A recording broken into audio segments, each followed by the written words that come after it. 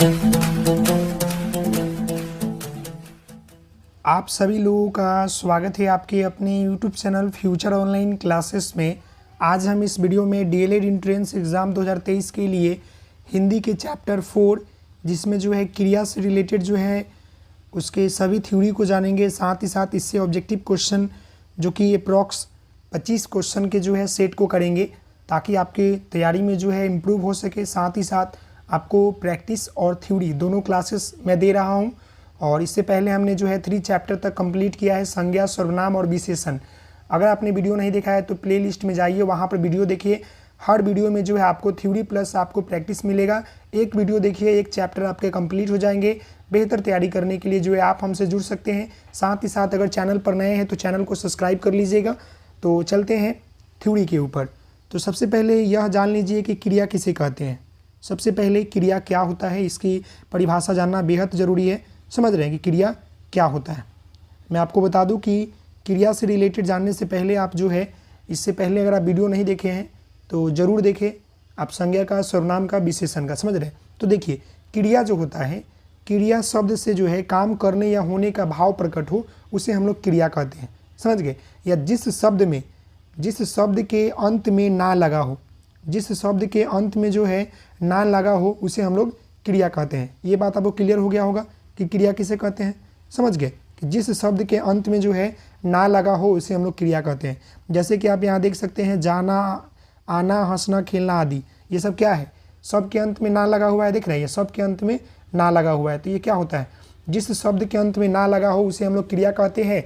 या जिस शब्द से काम करने या होने का भाव प्रकट हो उसे हम लोग क्रिया कहते हैं। देखिए, क्रिया किसी न किसी मूल शब्द से बनी होती है। जिस मूल शब्द में क्रिया बनती है उसे धातु कहते हैं। बस इतना याद रखिएगा। अगर आपसे कोई पूछता है कि क्रिया किसे कहते हैं तो बस एक लाइन में बोलना है कि जिस शब्द से काम करने या होने का भाव प्रकट हो उसे हम लोग क्रिया कहते हैं। समझ में आ गया होगा कि क्रिया किसे कहते हैं। समझ गए ना। और ये भी बोल सकते हैं कि जिस शब्द के अंत में ना लगा हो उसे हम लोग क्रिया कहते हैं। अब हम आगे जानते हैं क्रिया के भेद के बारे में कि क्रिया के कितने प्रकार होते हैं। तो देखिए, रचना की दृष्टि से क्रिया के 2 प्रकार होते हैं। समझ गए। और अर्थ की दृष्टि से जो है क्या होता है, क्रिया के बहुत सारे प्रकार होते हैं। एक एक क्रिया एक करके जानेंगे। समझ गए। कर्म के आधार पर क्रिया के 2 भेद होते हैं, वही रचना के आधार पर। समझ गए। और ऐसे हम बात कर ले कि बहुत सारी क्रिया के भेद होते हैं, अन्य हम बात करेंगे तो एक एक करके। लेकिन मेन जो होता है आपका कर्म के आधार पर या रचना के आधार पर 2 होते हैं, जो कि एक एक करके हम जानेंगे। तो यहाँ पर आप देख सकते हैं 2 कौन कौन से हैं। आपका पहला जो होता है सकर्मक क्रिया होता है, जिसमें जो है कि कोई भी कार्य करने का जो है मतलब काम हो रहा होगा इसकी जिक्र करता है। और दूसरा होता है अकर्मक, जिसमें जो है कार्य करने की मतलब ना की बात होता है कि यहाँ पर जो है कोई कर्म नहीं हो रहा है। जिसमें कोई कर्म हो रहा होगा उसे हम लोग क्या बोलते हैं, सकर्मक, याद रखिएगा। और जिसमें कोई कर्म नहीं हो रहा है, जिसमें कोई कार्य नहीं हो रहा होगा उसे हम लोग अकर्मक कहते हैं। तो एक एक करके जान लेते हैं। तो सबसे पहले जो हम लोग सकर्मक क्रिया को जान लेते हैं। तो यहाँ देखिए, पहला आपका जो है सकर्मक यहाँ क्रिया है।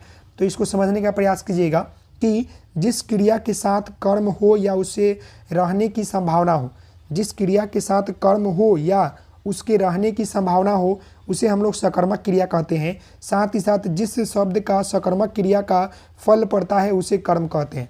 समझ गए। साथ ही साथ जिस शब्द पर सकर्मक क्रिया का फल पड़ता है उसे हम लोग क्या बोलते हैं, कर्म कहते हैं। तो आपसे जो है सिंपल सवाल यही पूछेगा कि सकर्मक क्रिया क्या कहते हैं, तो आप एक लाइन में बोल दीजिएगा कि वह क्रिया जिसके साथ कर्म होता है या उस क्रिया का फल जो है कर्म पर पड़ता है उसे हम लोग सकर्मक क्रिया कहते हैं। एक लाइन में बोलना है कि वह क्रिया जिसके साथ कर्म हो रहा होता है, समझ गए, कर्म होता है, उसे हम लोग सकर्मक बोलते हैं।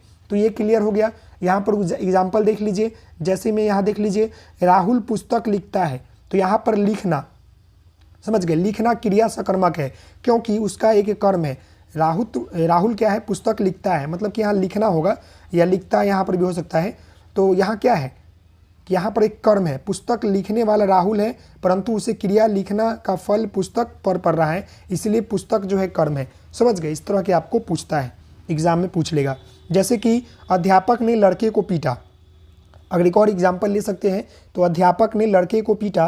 तो इस वाक्य में जो है पीटना क्या है, क्रिया है। क्रिया आपको सीधा सा मालूम है कि जिस शब्द में ना लगा हो, तो पीटना। अगर हम यहाँ पर लिख दे पीटना, तो ये देखिए पीटना लिखे तो यहाँ पर पी में ना में लगा हुआ है, तो वही बात है कि अध्यापक ने लड़के को पीटा, तो वाक्य में पीटना जो है क्रिया है जिसका फल जो है लड़कों पर पड़ रहा है, और तो इसलिए जो है लड़का क्या हो गया, कर्म हो गया, और इस वाक्य में जो है क्रिया सकर्मक है क्योंकि यहाँ पर कार्य हो रहा है। शिक्षक जो है लड़के को पीटा, समझ गए, शिक्षक ने लड़के को पीटा या अध्यापक ने लड़के को पीटा, समझ गए।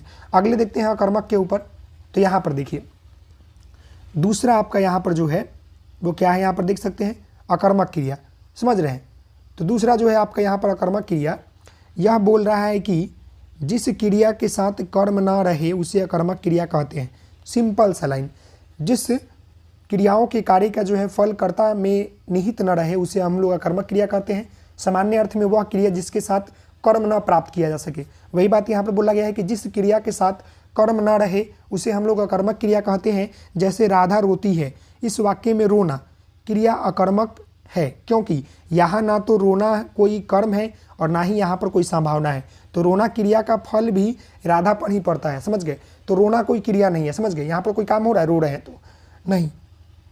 अगर और एग्जाम्पल लेंगे तो यहाँ देखिए विद्यार्थी पढ़ता है, तो इस वाक्य में पढ़ना क्रिया के साथ कर्म प्रधान मतलब प्राप्त नहीं होता है, इस वाक्य में प्रश्नवाचक वाक्य में बदल सकता है। वही बात यहाँ पर राधा रोती है, तो क्यों रोती है भाई, इस वाक्य में रोना जो है क्रिया अकर्मक है, मतलब यहाँ कोई काम नहीं हो रहा है क्योंकि यहाँ ना तो रोना कोई कर्म है, रोना कोई कर्म है क्या, रोते हैं तो कोई काम करते हैं क्या, नहीं, और ना ही यहाँ कोई संभावना है, समझ गए। संभावना कहाँ था कि पुस्तक वाले पर संभावना था, समझ गए।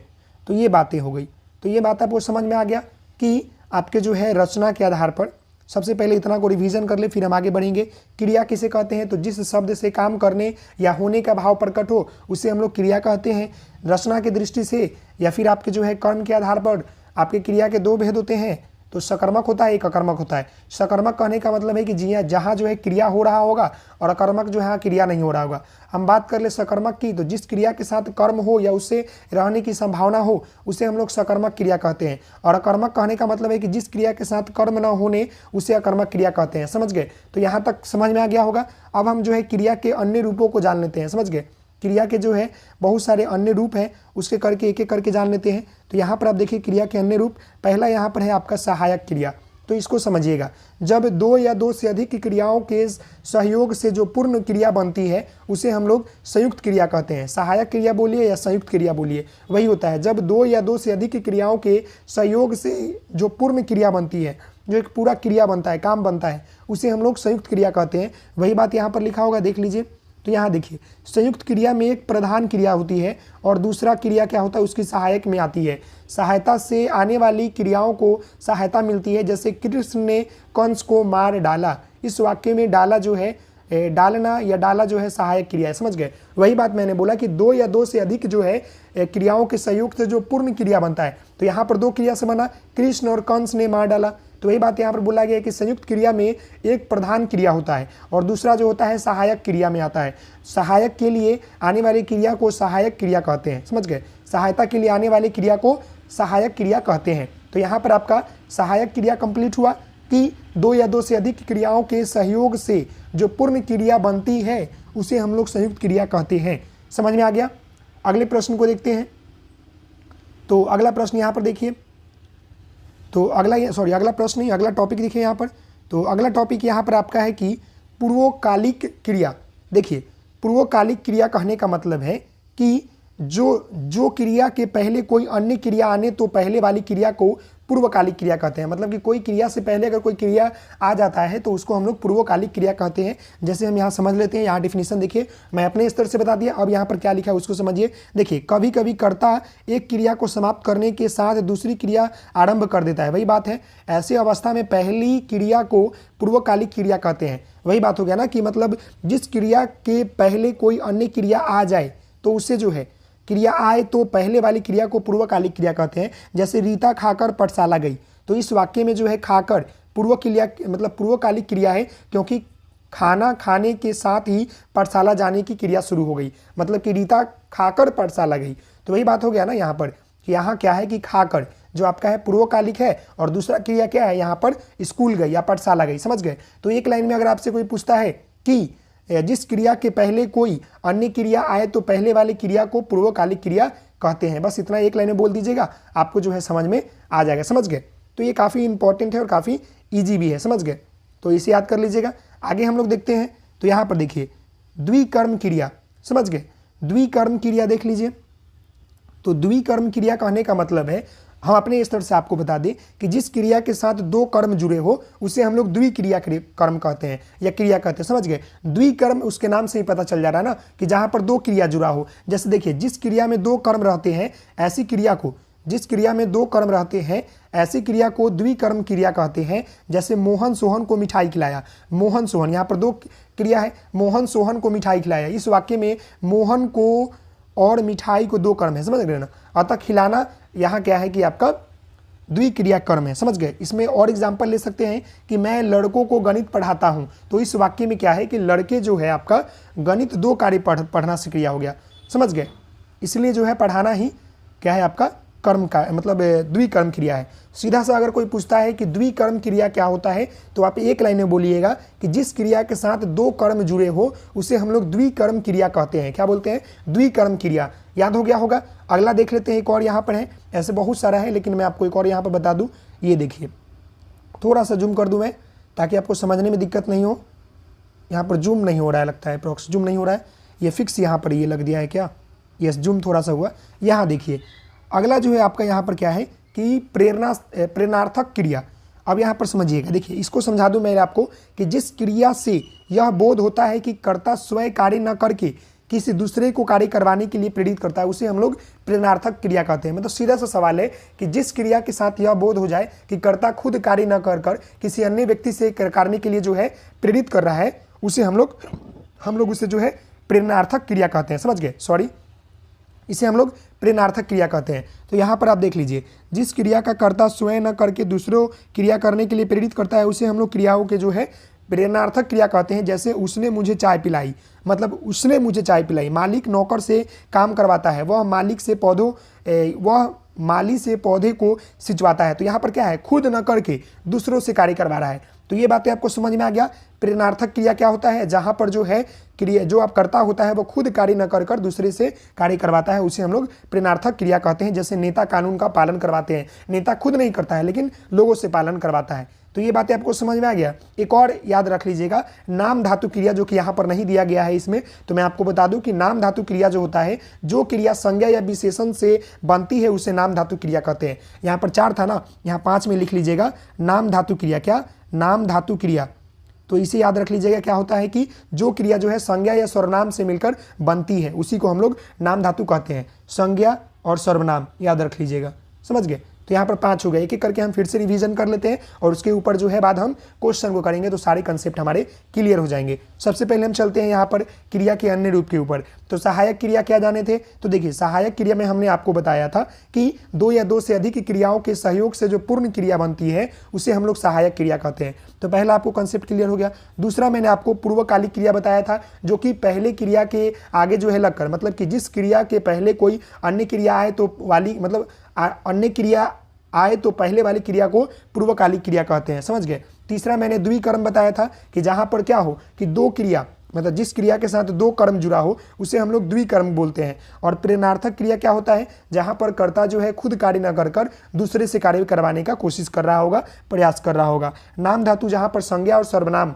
जो नाम धातु है आपका संज्ञा और सर्वनाम से बनती है उसे हम लोग नाम धातु क्रिया कहते हैं, समझ गए। तो यहाँ तक आपको क्लियर हो गया। अब हम जब प्रश्न करेंगे तो हमारी सारी कंसेप्ट जो है आपको क्लियर हो जाएगी, क्योंकि हम अभी जो है अप्रॉक्स आपके 25 महत्वपूर्ण प्रश्न करने वाले हैं। तो आप सभी लोगों से निवेदन है कि आप 25 प्रश्न जो कीजिएगा जरूर कमेंट कीजिएगा कि आप पे कितने मार्क्स आ रहे हैं, उसी के अनुसार जो है आपके अगले टॉपिक को मैं लेकर आऊँगा। तो आप सभी लोग अगर चैनल पर नए हैं तो चैनल को सब्सक्राइब भी कीजिएगा, लाइक भी कीजिएगा, अपने दोस्तों के साथ शेयर भी कीजिएगा, समझ रहे हैं। तो चलिए प्रश्न के ऊपर।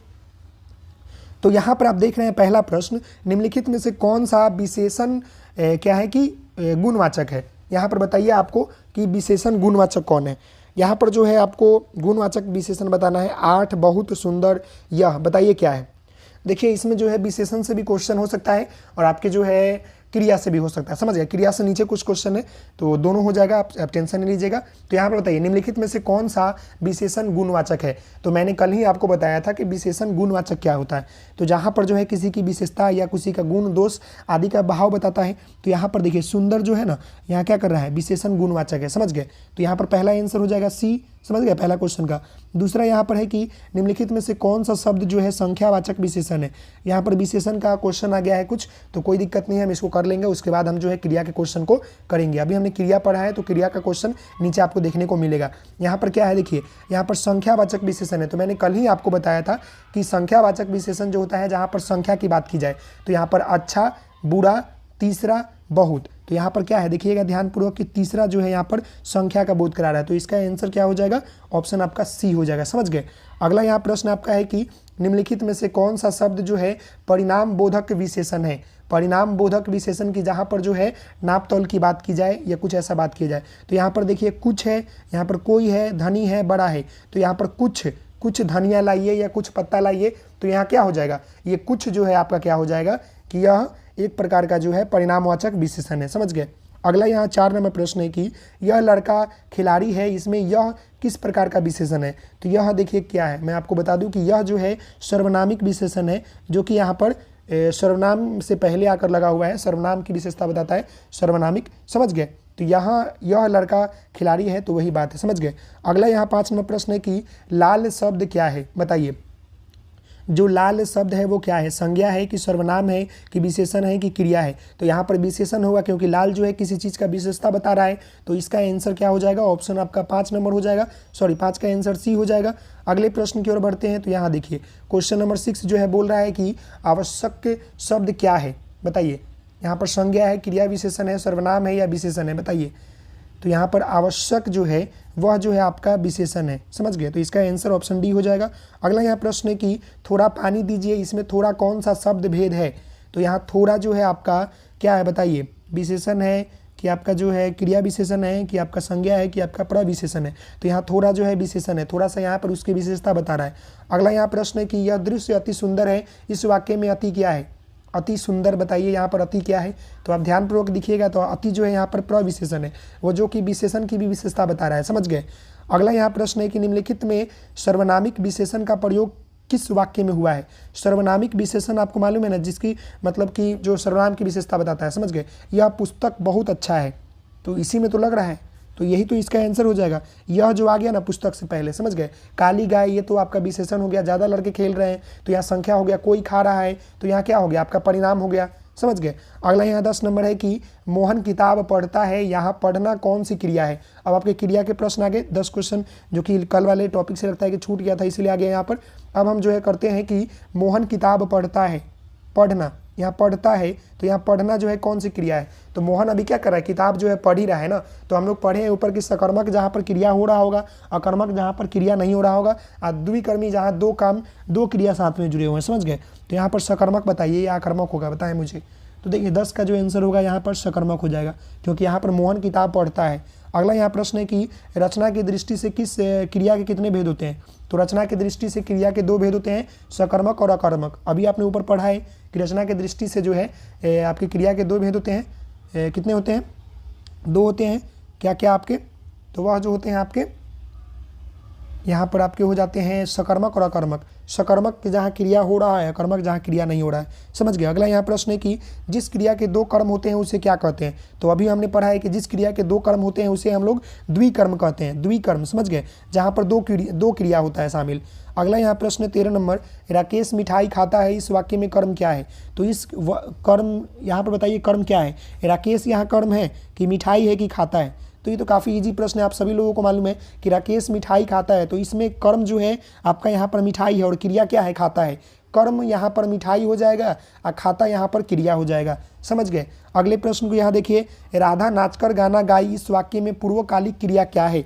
तो राधा नाचकर, तो पूर्वकालिक क्रिया मैंने बताया है कि जो क्रिया के पहले मतलब पहली क्रिया के पहले आकर लग जाए, तो उसे हम लोग पूर्वकालिक क्रिया कहते हैं। तो यहाँ पर जो हो जाएगा आपका यहाँ नाचकर। समझ गए। राधा जो है नाचकर गाना, तो पहले नाची फिर गाना गाई, तो गाना भी क्रिया है और आपका नाचकर भी जो है क्रिया है, लेकिन यहाँ पूर्वकालिक क्रिया हो जाएगा जो पहले क्रिया के पहले आकर लग जाता है। तो यहाँ पर तो एक गाना क्रिया था और उससे पहले आकर लग गया, तो वही हो जाएगा आपका पूर्वकालिक क्रिया। समझ गए।